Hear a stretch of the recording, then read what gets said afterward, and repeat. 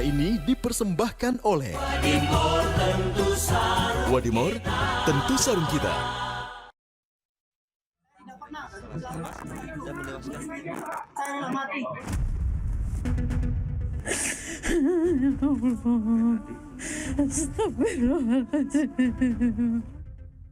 Peggy biarin lama jadi tumbal orang penting, orang pejabat. PS merupakan otak pelaku memaksa anak melakukan persetubuhan dengannya terhadap korban atas nama Rizky dan atas nama Vina dengan menggunakan alat berupa kayu, batu, dan senjata tajam sampai meninggal dunia. Tidak sama sekali. Ini adalah fitnah.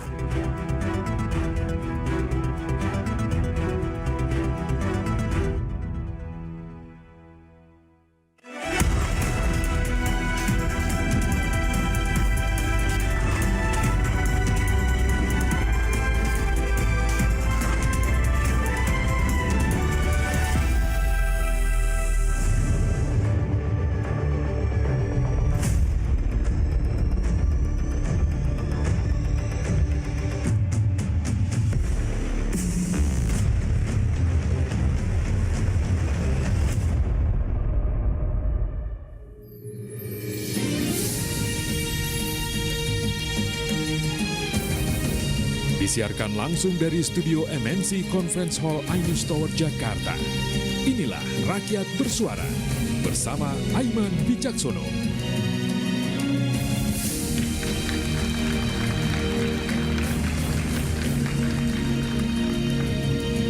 Selamat malam pemirsa.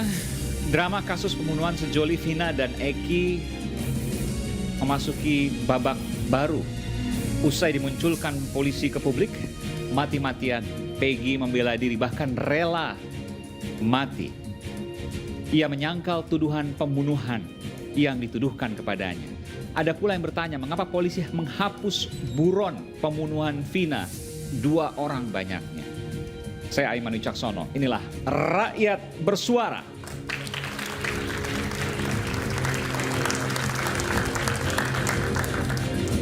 Saya akan mengundang para pembicara ke panggung Rakyat Bersuara. Yang pertama saya undang adalah seorang perempuan. Ia 40 tahun berdinas di Kepolisian Republik Indonesia dan mayoritas menjadi penyidik di Polri. Ia adalah Brigadir Jenderal Polisi Purnawirawan Yosefa Sri Suari. Apa kabar, Bu? Luar biasa. Selamat malam, Bu. Silakan. Kemudian pengacara dari Saka Tatal, mantan terpidana kasus pembunuhan Vina yang kini telah bebas, Titin Prialianti. Ibu Titin, selamat malam Bu Titin. Waduh, ini luar biasa ini. Ini apa ini Bu? Bentar, saya bawakan ini dulu. Ini saya terkejut juga. Apa ini Bu? Berkas dari BAP di kepolisian, penuntutan sampai vonis pengadilan. Luar biasa. Sebegini Bu. Dan Ibu simpan terus ini. Masih banyak. Masih banyak. Oke. Makasih Bu. Luar biasa. Kita berikan tangan pada Ibu Titin. Selanjutnya kriminolog Adrianus Meliala. Prof Adrianus, selamat malam. Wah iya. Prof Adrianus bersama dengan para mahasiswa di sini. Lalu kemudian pegiat media sosial yang vokal bicara kasus pembunuhan Vina, Tengku Zanzabela. Mbak Zanza, silakan. Apa kabar? Luar biasa. Nggak kapok dibully? Jadi udah banyak dibully juga ya? Udah, teror juga sudah Mas. Teror? Yes. Teror apa? Nanti kita cerita ya. Oke. Bergabung pula pengacara yang nggak selalu sih, sering diwarnai kontroversi. Farhad Abbas, Bung Farhad. Ini bukan saya yang bikin nih, produser yang bikin ini, kontroversi nih. Bung Farhad silakan. Lalu kemudian juga pemirsa bergabung dari Cirebon, Jawa Barat, Ibu tersangka Peggy Setiawan, Ibu Kartini. Selamat malam Ibu Kartini. Lalu juga ada kuasa hukum Peggy Setiawan, Sugianti Iriani. Dan nanti juga akan bergabung terpidana bebas kasus Vina Saka Tatal. Saya ingin mohon izin Bapak Ibu ya. Saya ingin sementara ke Ibu tersangka Peggy Setiawan, Ibu Kartini. Bisa mendengar saya? Selamat malam Ibu. Assalamualaikum. Waalaikumsalam warahmatullahi wabarakatuh. Bisa Iya. mendengar Pak? Baik, bersama dengan Pak Tony ya pengacaranya. Baik, saya ingin bertanya kepada Ibu Kartini. Ibu, saya melihat rekaman Ibu ya pada waktu Peggy kemudian ditampilkan di Polda Jawa Barat. Yang kemudian Peggy sempat berteriak, saya tidak bersalah, saya rela mati. Dan kami juga pada waktu itu, iNews Breaking News menampilkan juga secara langsung Ibu di sana dan Ibu menangis. Saya ingin bertanya Ibu, sampai detik ini Ibu Kartini, ibunda dari Peggy Setiawan PS, menyatakan bahwa atau meyakini bahwa Peggy, anak Ibu, tidak bersalah. Betul ya Bu? Betul. Apa yang Ibu punya? Bukti apa yang Ibu miliki? Sehingga Ibu yakin dengan data tersebut. Ya, saya sih hanya waktu kejadian, yang penting anak saya tidak ada di sini. Waktu kejadian juga anak saya lagi kerja di Bandung, nggak tahu menau. Dari mana Ibu tahu itu? Ya, dia kan mau berangkat itu kerja, ngomong dulu. Terus saya juga tahu waktu itu ada banyak teman-temannya di situ juga. Ada pamannya, ada adiknya, ada keponakannya, ada ayahnya. Kumpul jadi satu waktu kejadian itu ada di Bandung. 27 Agustus 2016 ya Bu? Ya, Jadi Ibu menyatakan bahwa ada saksi-saksi lain yang menunjukkan bahwa pada saat kejadian anak Ibu ada di Bandung. ya. Siapa aja saksi-saksinya itu Bu? Ada pamannya Suparman, ada bapaknya Rudi, ada adiknya Robi, ada keponakannya Ibnu. Oke, dan semuanya itu sudah diperiksa sebelumnya? Paman, keponakan tadi yang Ibu sampaikan? Saksi-saksi itu belum. Belum diperiksa. Oh, belum diperiksa. Tapi Ya. siap ketika nanti misalnya sampai ke pengadilan, maka semua akan dihadirkan, Mas Ya, Tony. Siap, Pak Iman. Jadi kami sudah menanyakan, sudah Ya. menelusuri. Jadi begini, Pak Iman, sebelum saya memutuskan untuk menjadi kuasanya keluarga Peggy, saya menelusuri dulu karena ibunya Peggy menyampaikan ke saya bahwa anaknya itu saat kejadian berada di Bandung. Saya tidak langsung percaya begitu saja. Betul. Kemudian saya telusuri, ada siapa saja di sana. Ibu bercerita bahwa ada bapaknya, ada Mang Bondol, ada Robi, ada Ibnu, dan ada Suparman. Nah, ini dari 5 ini, 4 ini sudah saya hubungi, sudah saya temui.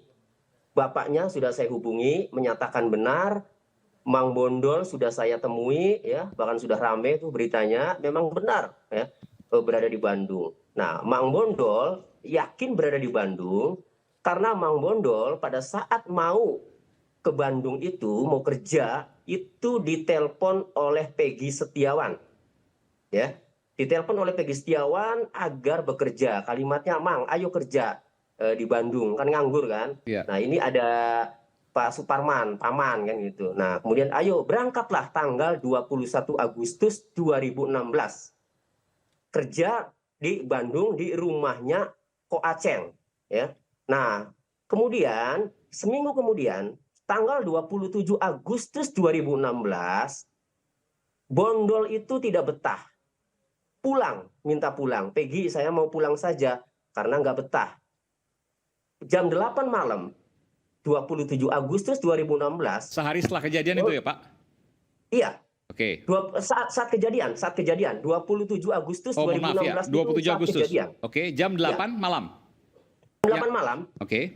Bondol minta pulang dan diantar oleh Peggy Setiawan, diantar oleh Robi, diantar oleh Ibnu, bertiga. Dari bedeng, jadi kalau proyek itu tempat tidurnya dikasih bedeng, dibuat Bedeng, betul. Oke, di Bandung ini ya? Ya, di Bandung. Oke. Ya. Nah, diantar sampai ke jalan raya, sampai Bondol mendapatkan angkot. Kemudian setelah Bondol dapat angkot, Peggy Setiawan, Robi, dan Ibnu ini pulang. Bahkan sampai detil Mang Bondol, Robi yang pulang ini, Ibnu dan Robi dan Ibnu dan Peggy, sampai detil Ibnunya mengatakan sebelum pulang sampai mampir ke warteg sampai dia ingat. Kemudian setelah mampir ke warteg makan kemudian pulang. Baik, intinya begini Pak, saya tangkap. Intinya begini, bahwa ada beberapa saksi yang menunjukkan bahwa yang bersangkutan ada di Bandung, sementara kejadian ada di Cirebon. Tapi pernyataan begini, itu kan bisa saja pengakuan. Pengakuan kan satu hal. Pengakuan bisa benar, bisa tidak. Pengakuan bisa benar, bisa bohong. Bagaimana kemudian meyakinkan bahwa saksi-saksi yang tadi Bapak sebutkan bersama dengan Peggy adalah saksi yang benar dan kemudian ada di kejadian Bandung, bukan di Cirebon? Ya, saya kemarin sudah komunikasi dengan pemilik rumah di Bandung, Pak Agus, yang pada 2016 memberikan pekerjaan borongan kepada bapaknya Peggy, Rudi. Saya telepon, Pak Agus menyatakan, mengingat dia bercerita bahwa benar. Jadi dia ingat pada tahun 2016, tanggal 13 Agustus, orang tuanya itu meninggal. Pada saat orang tuanya meninggal, proyek rumah itu sudah berjalan. Nah, pada saat proyek rumah itu berjalan, dia mengingat pekerjanya ada 8 orang. Saya tanya pekerjanya ada nggak nama Peggy? Kalau Robi, Pak, saya ingat, saya kenal. Ibnu yang orangnya agak itu tuh, Pak. Ibnu itu orangnya agak kurang, Pak. Saya ingat, kata dia. Ya, iya betul, Ibnu, saya bilang. Nah, kemudian ketika saya tanya Peggy, dia bercerita bahwa kemarin juga ada orang Polda datang kemari menanyakan hal yang sama. Lalu menanyakan Peggy, ya. Kemudian disodorkan foto Peggy itu oleh penyidik kepada Pak Agus. Setelah disodorkan, baru Pak Agus mengingat, oh iya benar, ini memang benar pernah kerja di sini. Itu, Pak. Oke, itu pemilik proyek waktu itu ya, rumah ya. Pemilik proyek itu yang sekarang ya, bapaknya tuh meninggal, tetapi Pak Agus itulah anaknya Ko Aceng, namanya Ko Aceng, orang tuanya udah meninggal, anaknya itulah yang menghubungi Pak Rudi dan dia yang mengaku mempekerjakan Pak Rudi. Ibu Kartini, Ibu waktu sesaat setelah kejadian ya, mungkin beberapa hari, beberapa pekan, atau mungkin beberapa saat setelahnya, saya tidak tahu. Apakah pernah Peggy diperiksa terkait dengan kasus ini? Tidak. Sama sekali? Tidak. Sekalipun tidak pernah ya Bu? Baru kemudian rame-rame di tahun 2024 ini? Ya. Bahwa kemudian ada DPO alias buronan yang kemudian sempat disebarkan oleh pihak kepolisian atas nama Peggy, Ibu sempat lihat nggak? Tidak, itu yang di DPO bukan Peggy Setiawan, tapi itu yang di DPO Egy. Alamatnya Banjarwinangun. Bukan anak saya. Anak Ibu adalah Peggy Setiawan, alamatnya Peggy Setiawan. Kalau yang di buron itu namanya Egy. Egy, Ibu. Peggy alias Perong. Oh, Peggy alias Perong, tapi di situ kan terteranya Egy. Oke, kalau anak Ibu alamatnya di? Desa Kepongpongan, Blok Simaja. Jauh dari Banjarwinangun itu? Jauh. Jauh, oke. Jadi Ibu sama sekali tidak menyangka bahwa DPO atau buronan itu adalah anak Ibu? Iya. Lalu kemudian setelah diumumkan dan kemudian disampaikan saat kemarin, itu sebelumnya pasti ada proses kan, pemeriksaan dan lain sebagainya, betul? Tidak ada. Maksudnya? Oh, yang diumumkan. Oh, yang diumumkan enggak, di Polda. sebelum diumumkan. Sebelum diumumkan di Polda Jawa Barat kemarin, sempat diperiksa Bu, anak Ibu Peggy? Iya, di Polda. Di Polda, oke. Berapa kali? Masih ingat? Nggak tahu, paling kayaknya sih sekali, cuman sayanya kan nggak masuk sih di luar. Jadi selama ini, bertahun-tahun ini, 8 tahun ini tidak pernah kemudian Peggy maupun keluarganya termasuk Ibu menyangka bahwa atau menduga bahwa ia adalah bagian dari salah satu pembunuh? Iya. Tidak pernah. Tapi ada kemudian data yang menyatakan bahwa Peggy sempat berganti nama menjadi Robi, betul? Ya, itu katanya nama gaul. Jadi adiknya dipanggil apa sih nama adiknya dipanggil buat kakaknya, adiknya namanya dipanggilnya Alvin, begitu katanya, bahasa gaul ngomongnya kayak gitu. Bukan terkait apa-apa. Jadi tidak pernah ada Tidak. sangkut paut dengan kasus hukum dan lain sebagainya. Tidak, Dan selama ini betul bahwa Peggy sering live di Facebook ya, atau mungkin muncul di publik begitu? tidak tahu. Pak Tony, apakah kemudian selama 8 tahun ini Peggy menjadi tetap buruh bangunan? Iya, jadi Peggy itu setelah lulus sekolah ya Bu, SMP, itu langsung menjadi buruh bangunan karena memang keluarga tidak mampu ya Pak Iman. Nah, jadi langsung ikut bapaknya karena bapaknya itu sebagai pemborong di pekerjaan bangunan. Itu. Nah, kemudian kalau saya lihat dari media sosialnya ya Peggy Setiawan ya, memang dia berada di Bandung itu sudah lama. Bahkan dari riwayat statusnya itu 24 Agustus saja ya. Itu dia berada di Bandung. Statusnya itu. Tetapi yang aneh sekarang, kenapa Facebook atas nama Peggy Setiawan itu setelah Peggy Setiawan ditangkap, Facebook itu hilang. Tidak mungkin Peggy Setiawan di dalam tahanan kemudian menonaktifkan akun Facebook itu. Ya. Ini juga harus dijawab oleh penyidik Polda Metro. Saya ingin tanya nih Pak, Barat. jadi 8 tahun ini, Ibu ya mungkin lebih tahu, 8 tahun ini Peggy itu Ibu biasa kontak? Mungkin seminggu sekali atau katakanlah mungkin 2 minggu sekali, paling jarang begitu? Atau sempat menghilang misalnya? Ibu pernah telepon, nggak bisa diangkat dan lain sebagainya. Saya mau tanya ke Ibu. Tidak, kalau telepon pasti diangkat. Biasanya berapa minggu sekali atau berapa hari sekali Ibu Ya telepon? kadang seminggu sekali, kadang 2 minggu sekali. Mal lagi ngapain, sehat enggak? Rutin Ya, tuh Bu ya? sehat. Ya ini kacung transfer gitu. Oke, rutin itu dari tahun 2016 sampai 2024 ini? Ya. Oke, baik. Saya nanti akan ke Ibu dan Mas Tony lagi. Sebelumnya saya ingin ke Pak Prof. Adrianus. Prof. Adrianus, ini hal yang menarik. Sebelum saya nanti ke Ibu Brigadir Jenderal Polisi Purnawirawan Sriswari. Apa yang Prof. dapatkan dari percakapan saya ini? Ini kan kalau dilihat satu sisi memang janggal. Tapi bahwa polisi menyatakan ada hasil penyelidikan, hasil penyidikan tentu memiliki dasar. Betul. Apa yang Prof. ingin sampaikan soal ini? Masalahnya begini, 8 tahun itu sudah merupakan waktu yang cukup bagi semua pihak untuk dalam tanda kutip belajar. Mengembangkan teori, mengembangkan alibi, mengembangkan apa yang dilakukan. Dengan kata lain, agak susah terutama bagi kami sebagai pihak yang menjadi pengamat ya, untuk percaya pada salah satu pihak. Dalam hal ini, mohon maaf kepada Ibu dan juga kepada pengacara, mengingat tadi selama 8 tahun tentu sudah kemungkinan ada yang namanya make up story. Nah untuk itu maka juga di pihak lain, kepada pihak kepolisian juga begitu, kita juga harus reserve ya, harus betul-betul hati-hati terkait dengan apa yang menjadi dasar kepolisian dalam rangka menangkapnya. Nah untuk itu maka kami berharap bahwa ajang pengadilan menjadi ajang yang terbuka dalam rangka mengakses tentang kualitas bukti tersebut.